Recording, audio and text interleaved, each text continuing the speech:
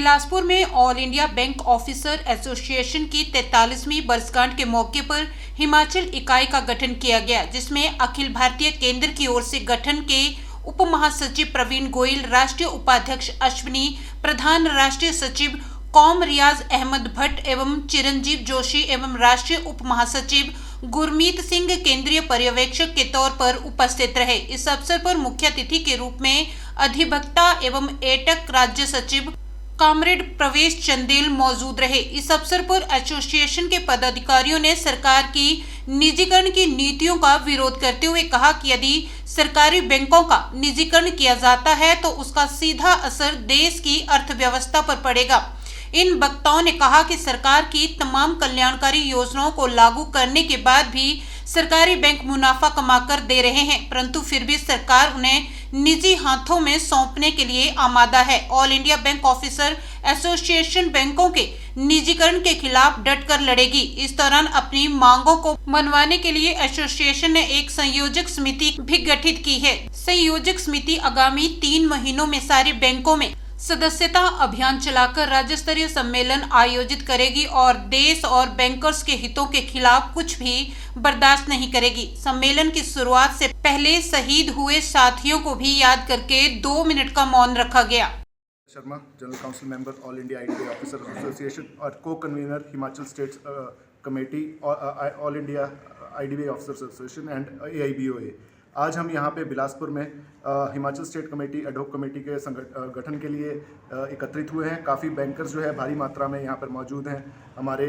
Main जो guiding light हैं यहाँ पर गोयल जी, ओबराय सर, रियाज भट्ट जी और अन्य हमारे सीनियर अधिकारी यहाँ पर हमारे साथ मौजूद हैं, जिनके तहत हमने एक कमेटी का गठन किया है और आगे चलकर इसमें हम एक स्थायी कमेटी का जो है हिमाचल स्टेट में एक गठन करेंगे और Himachal state committee all India bankers officers association के बैनर तले जो है इसको और आगे लेके जाएंगे। धन्यवाद। जो पेंशन स्कीम है वो बहाल होनी चाहिए।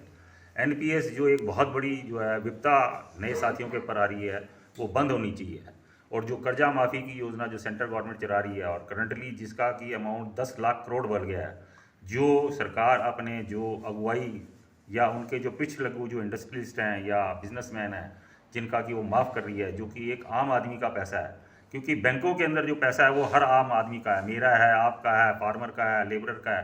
वो उनकी मालिकाना हक है, ना कि सरकार का है, जो कि वो माफ़ करा जाता है। और इतना लाख करोड़ रुपया जो ये माफ़ करा जाता है, तो ये पैसा माफ़ ना करके हम इसी पैसे को हमारे जो फार्मर हैं, जो मजदूर हैं, उनके वेलफेयर के लिए खर्चें, या फार्मर जो हमारे सुसाइड कर रहे हैं, हर साल हज़ारों फार्मर हमारे जो मर जाते हैं और जिसका एजिटेशन आज चल रहा है, और तो ये 10 लाख करोड़ रुपया हम उनके अंदर उनको सब्सिडाइज करें, उनकी जो प्रोड्यूस है उसको अच्छे रेट पे खरीदें और उनको उनके जो माली हालात हैं उनको अच्छा करें, तो ये एक पैसा बहुत बड़ा सहयोग कर सकता है। हमारी यहाँ से आज एक डिमांड है AIBO की तरफ से कि जो भी पैसा इस तरीके का माफ़ करा जा रहा है और या जो इंडस्ट्रीज या जो बिजनेसमैन हमारी जो संपदा है, जो आम आदमी का पैसा बैंकों में जमा है, वो ना देने के पर ये क्रिमिनल ऑफेंस होना चाहिए। उस इंडस्ट्रियलिस्ट को, इस बिजनेसमैन को IPC की धारा के अंदर उसके ऊपर क्रिमिनल केस चलाना चाहिए और उससे वसूली करनी चाहिए, जिससे ये पैसा वसूल करके आम आदमी को, भारत के जो भी नागरिक हैं, जो गरीब से गरीब तबका है, उसका कल्याण हो, उसका भविष्य सुधरे, चाहे वो लेबरर हो, चाहे वो फार्मर हो, चाहे वो एम्प्लॉई हो या किसी भी क्षेत्र में काम करता हो, जो इस पूरे बड़े देश का निवासी है, उसका भला होना चाहिए उस पैसे से। ये हम AIBO की तौर पे डिमांड करते हैं और आज हमने AIBO हिमाचल स्टेट कमेटी का गठन कराया, जिसके अंदर हमारे जो यंग साथी हैं, सारे के सारे यंग साथी जिनकी आज बैंकिंग नौकरी मुश्किल से 10 साल की हुई है, वो इस ऑर्गेनाइजेशन में शामिल हुए हैं और आगे इस ऑर्गेनाइजेशन को ले जाएंगे। इस उम्मीद के साथ हमने ये गठन कराया।